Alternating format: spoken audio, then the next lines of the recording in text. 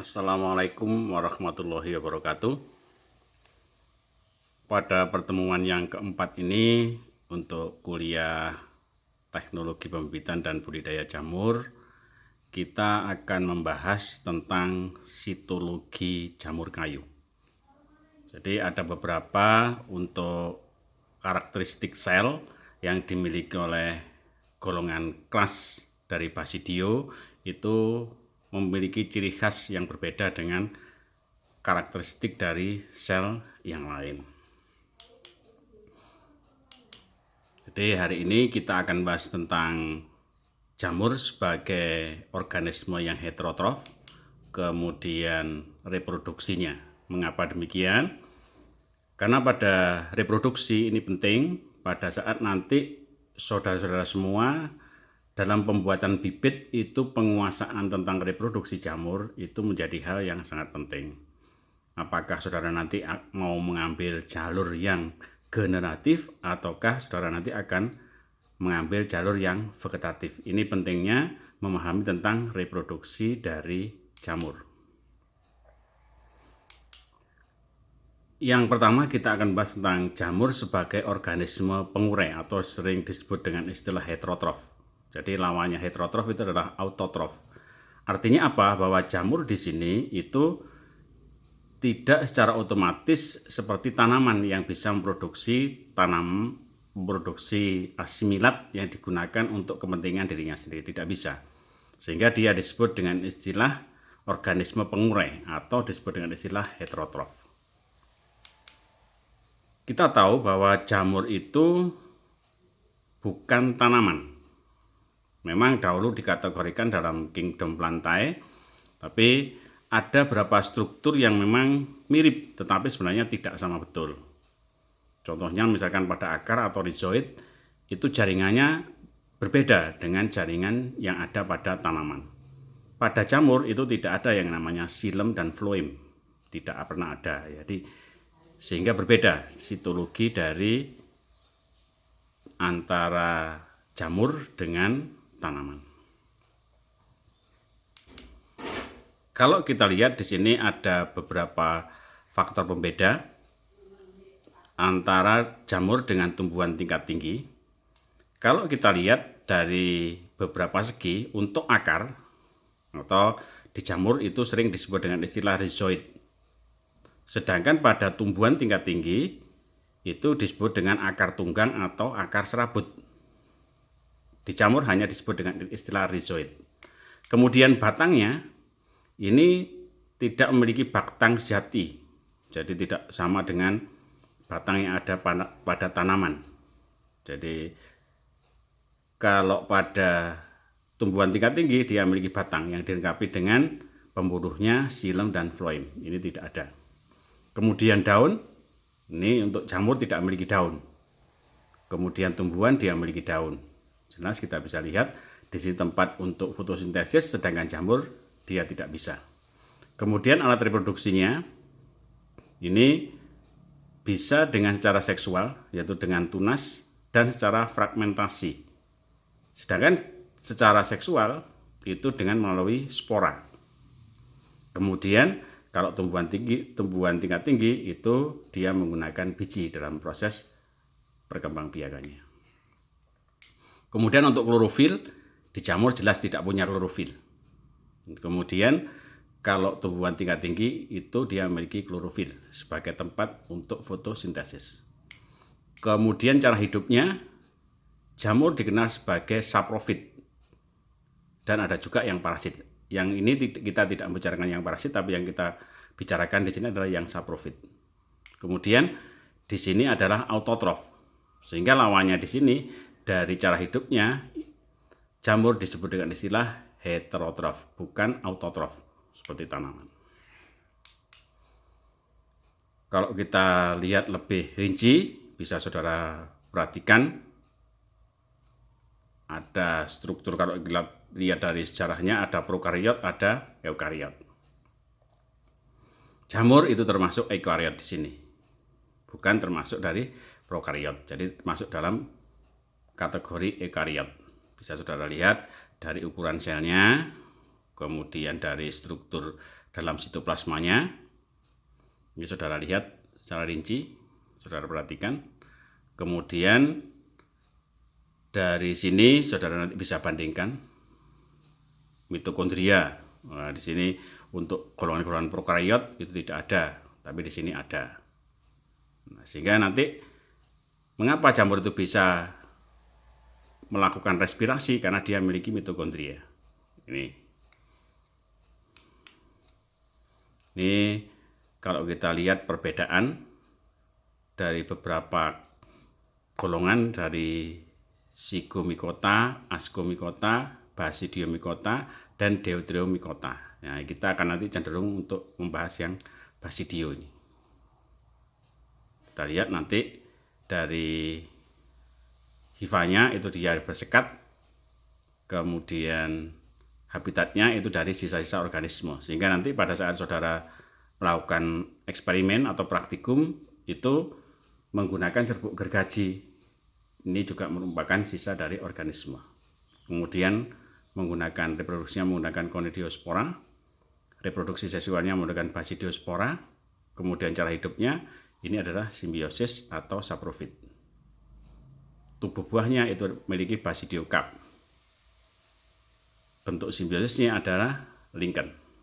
Ini contohnya apa? Ya contohnya di sini ada jamur perang, Forvalia forfase, kemudian ada jamur kuping, Auricularia polytricha, sudah kita jelaskan. Kemudian ada Pleurotus ostreatus, jamur tiram. Nah, ini yang sering kita gunakan untuk konsumsi.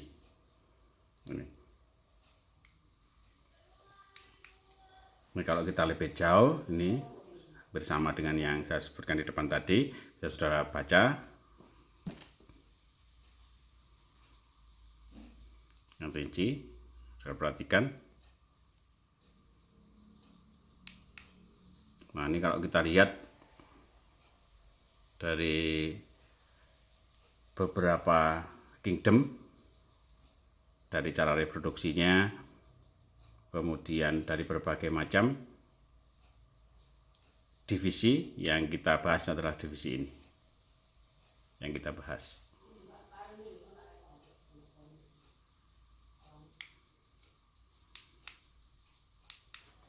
Kalau kita lihat sel jamur yang tadi sudah di depan sudah saya sebutkan bahwa dia itu bukan golongan-golongan yang jamur atau organisme yang kuno, tapi di sini sifatnya adalah eukariotik.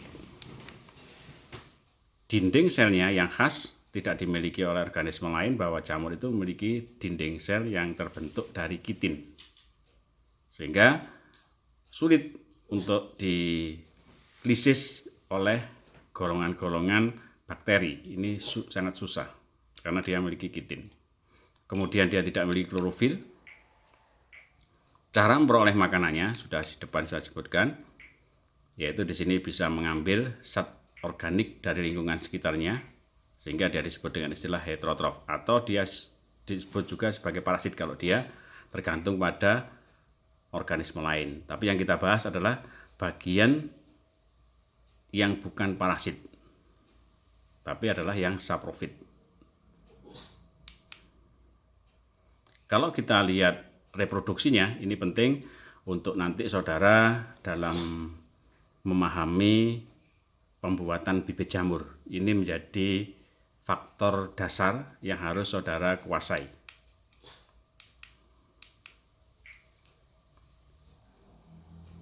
Kalau kita lihat dari ciri masing-masing tadi, yang paling penting di sini itu adalah mulai dari struktur tubuh.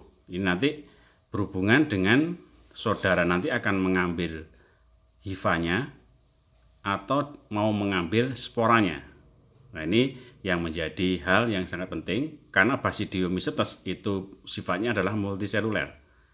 Kemudian hifanya bersekat, sehingga nanti saudara pada saat mengambil hifa, memindahkan dengan cara BMM, maka saudara mengambil hifanya ini. Hifa ini bisa saudara tumbuhkan lagi di media yang baru, maka dia akan bisa berkembang lebih jauh. Kemudian kalau saudara ingin menyilangkan, maka saudara harus mengambil jalur yang namanya seksual, yaitu menggunakan Basidiospora. Nah, ini yang saudara silangkan dengan Basidiospora dari jenis-jenis yang lain. Ini yang jadi ciri khas. Nanti saudara mau mengambil jalur yang seksual ini, saudara dalam pembibitan, atau saudara menggunakan yang hifa atau Conidiospora dengan Conidia. Nah, ini tergantung nanti saudara milih yang mana. Ini kalau kita lihat lebih detail, ini ada di bawah tudung. Jadi kalau saudara lihat di tudung itu ada seperti ini. Ada yang namanya gills. Nah, gills ini itu dia isinya adalah basidium yang kelihatan seperti kerang, itu adalah basidium. Kemudian dia kalau pecah maka dia akan menghamburkan berjuta-juta spora ya dari basidiospor. Dia akan menjadi begini. Jadi di intinya ada dua. Nah, ini nanti yang akan menghasilkan jamur sesuai dengan saudara kehendaki. Ini yang menjadi cikal bakal dari proses pembuatan bibit dengan cara yang seksual.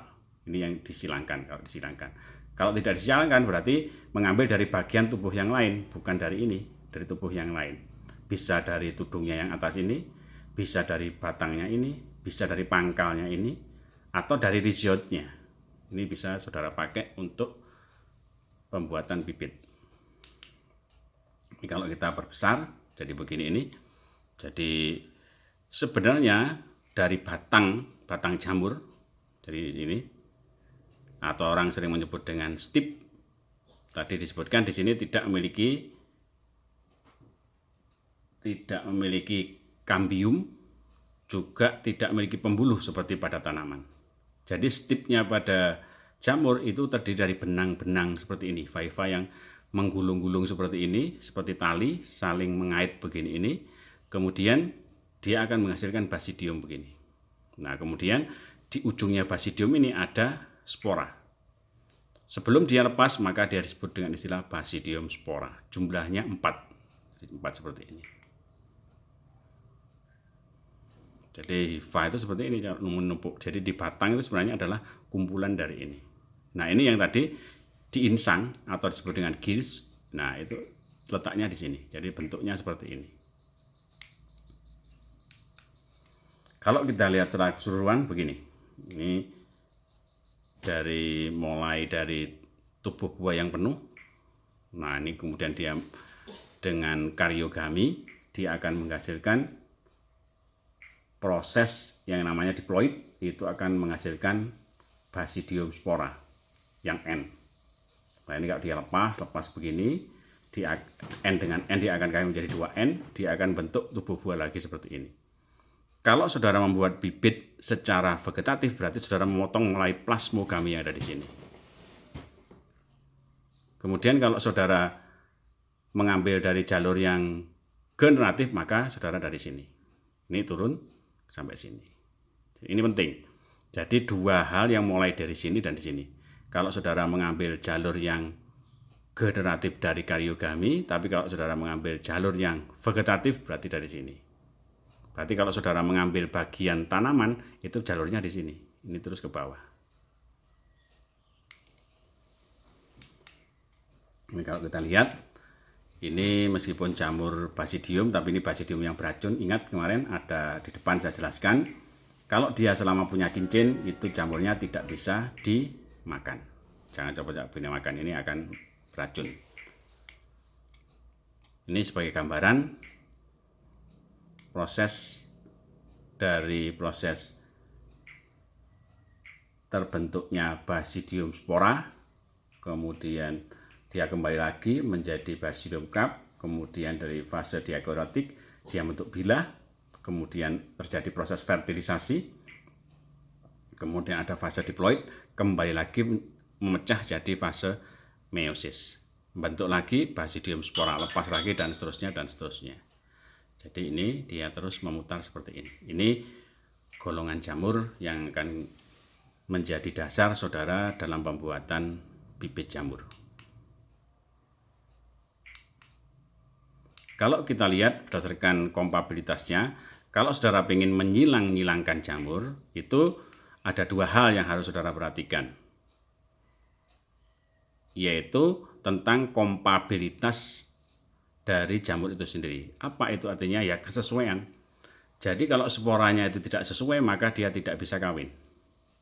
Jadi mereka mendaki spora yang sesuai dengan golongannya. Jadi dia bisa membentuk kecambah, dia bisa melakukan perkawinan secara generatif kalau selnya itu kompabilitas. Jadi sporanya kompabilitas. Kalau kita memahami tentang kompabilitasnya, itu dibagi menjadi dua kelompok. Yang pertama itu ada jamur yang homotalik. Artinya apa? Setiap talus mampu melakukan perkawinan sendiri. Yang kedua itu ada jamur yang heterotalik, yaitu talus steril atau tidak mampu melakukan perkawinan sendiri. Ini dibagi menjadi dua kelompok, yaitu ada heterotalik bipolar, yang pada kategori ini kelompok mating itu berbeda dalam genetik pembangun faktor kompabilitasnya. Kemudian ada heterotalik tetrapolar, disebut dengan istilah bifaktorial. Pada kategori ini, jamur terdiri dari 4 kelompok dasar matingnya. Ada kompabilitas yang diatur oleh 2 pasang faktor, kemudian yang terdapat pada kromosom yang berbeda. Jadi sama dengan tanaman, kalau dia dalam proses perkawinan, dia juga akan membentuk kromosom. Jamur juga sama, tapi tergantung dari kompabilitasnya, kesesuaiannya. Ini kalau saudara lihat, jadi jamur-jamur itu kalau kita lihat lebih jauh, ada beberapa jenis jamur dan pola seksualnya. Ada contohnya Agaricus bisporus. Agaricus bisporus ini adalah jamur yang dibuat dengan menggunakan kompos. Jadi orang sering menyebut dengan istilah jamur kancing. Itu pola seksualnya itu adalah homotalik sekunder. Ada Agaricus, ini sama Agaricus tapi beda jenisnya. Biturquis itu heterotalik unifaktorial. Kalau jamur kuping itu heterotalik unifaktorial, tunggal. Kalau Auricularia polytricha, jadi yang polytricha ini yang kuping warnanya agak kehitaman, polytricha, itu heterotalik bifaktorial. Ada Flamonella ferrutipes, itu heterotalik bifaktorial, tetapi kadang juga membentuk tubuh buah yang monokariotik. Ada Lentuni edodes, ada Pleurotus species, ada Stroparia rugoso annulata, dan sebagainya dan sebagainya. Ini saudara pahami, ini yang menentukan dia bisa berhasil atau tidak dalam menghasilkan spora yang baru. Dalam mengawinkan, misalkan saudara ingin mengawinkan antara Agaricus bisporus dengan Lentinus edodes, cocok enggak ininya? Kita lihat, ini yang homotalik sekunder, kemudian yang Lentinus edodes itu heterotalik, dia tidak akan jadi, tidak akan bisa menghasilkan kecambah. Yang Agaricus bisporus itu homotalik sekunder, yang Lentinus edodes heterotalik bifaktorial. Ini yang menyebabkan sehingga mengapa dari Agaricus tidak bisa kawin dengan yang Lentinus edodes, karena dia tidak cocok, tidak sesuai. Nah, ini kalau kita lihat struktur dari hifa jamur itu seperti ini. Jadi ini kalau kita lihat dia punya sekat. Jadi intinya seperti ini. Fungsi hifa di sini kalau kita lihat, karena sifatnya dia adalah heterotrof, maka dia berguna untuk menyerap makanan. Jadi untuk menyerap makanan. Juga hifa di sini itu sebagai alat reproduksi. Nah, kalau kita lihat di sini, yang khas di sini untuk sel jamur, saudara lihat di sini dia punya celah. Sehingga dari sel-selnya ini bisa pindah ruang. Ini khas dari jamur. Dia memiliki mitokondria, memiliki Golgi apparatus, memiliki plasma membran, memiliki inti. Nah, intinya ini kadang kalau ini membuka, maka dia bisa pindah menjadi satu. Seperti itu. Ini ciri khasnya dari sel jamur. Ini dia juga memiliki vakuola. Vakuolanya besar. Ini yang memberikan sehingga jamur satu dengan jamur yang lain itu memiliki perbedaan. Dari vakuola ini diisi dengan zat-zat tertentu. Contohnya misalkan pada jamur shiitake, Lentinus ededas, maka di sini vakuolanya itu berisi golongan-golongan zat lentinan. Kalau golongan-golongan jamur tiram itu vakuolanya itu diisi dengan senyawa-senyawa pleurotin. Nah, seperti ini. Di tempatnya senyawa-senyawa seperti itu. Nah, sedangkan kalau sel tumbuhan berbeda dengan yang tadi seperti ini. Dia lengkap. Dinding selnya ini bukan dari kitin, kemudian lipoprotein yang jelas, kemudian mitokondrianya lengkap, kemudian di sini ada ribosomnya sama, kemudian mitokondrianya sama, vakuolanya juga sama.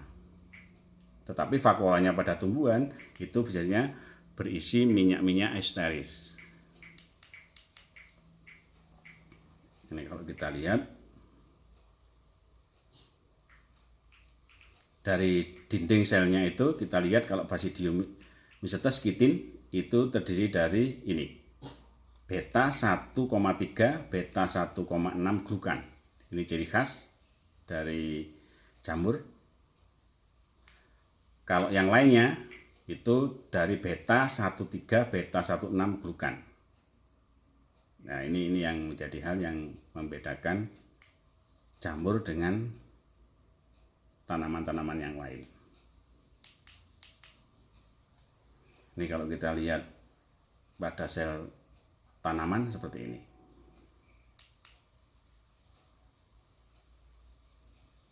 Nah, ini kalau jamur dia punya ini, kitin plus protein. Baru di sini ada plasma membran. Ini yang menjadi ciri khas. Kadang mengapa dari sel jamur itu tidak bisa dilisis karena dia punya kitin seperti ini. Ini pada intinya. Ini DNA pilihan sama, hampir sama ini dengan tanaman. Jadi dia pada intinya itu dia juga ada DNA. Ini DNA. DNA ini terdiri dari deretan gen. Gen ini yang membawa sifat dari jamur itu sendiri. Susunan gennya sama, jadi dengan tanaman itu sama. Jadi ada disusun dari berbagai macam pasangan-pasangan basa. Ini mitokondria, tempat respirasi sel, di mana pada jamur itu juga digunakan untuk membongkar ATP dengan menggunakan enzim ATPase. Ini juga aparatus Golgi. Ini lisosomnya. Ini vakuola, tadi saya sebutkan, ini tempatnya zat-zat khusus dari jamur.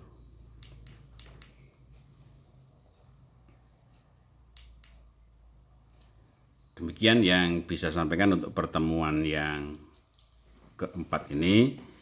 Kurang lebihnya saya mohon maaf. Saya akhiri. Wassalamualaikum warahmatullahi wabarakatuh.